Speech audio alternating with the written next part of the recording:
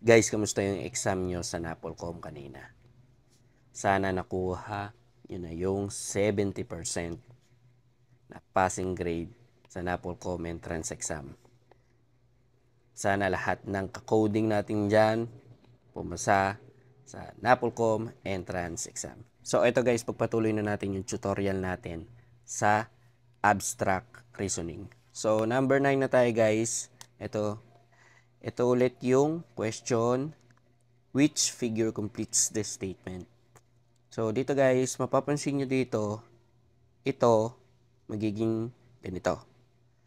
So itong puti guys, mapapansin nyo, napunta dito. Tapos yung itim, napunta naman dito.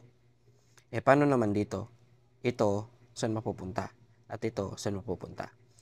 So mapapansin nyo dito guys, ito, umiikot siya dito. Ayan, umikot siya dyan.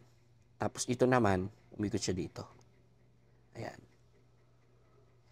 So, anong logic dyan, guys? O ano yung pattern na nangyari dito?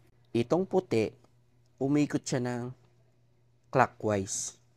Ayan. Tapos yung itim, naging counterclockwise. Kaya, napunta dito. Ito naman. Itong itim, saan iikot yan? Dito. Counterclockwise. So, yung puti, tama. Sa clockwise. So, ang puti dito, itim dito. So, ano yung tamang sagot? Ayan. Tama. Ito.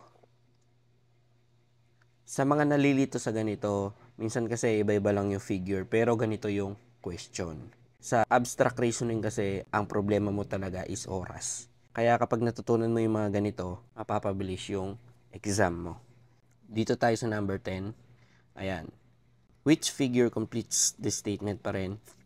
So, mapapansin nyo dito, itong itim, pumunta dito sa gitna. At itong puti, saan siya? Sa gitna ulit.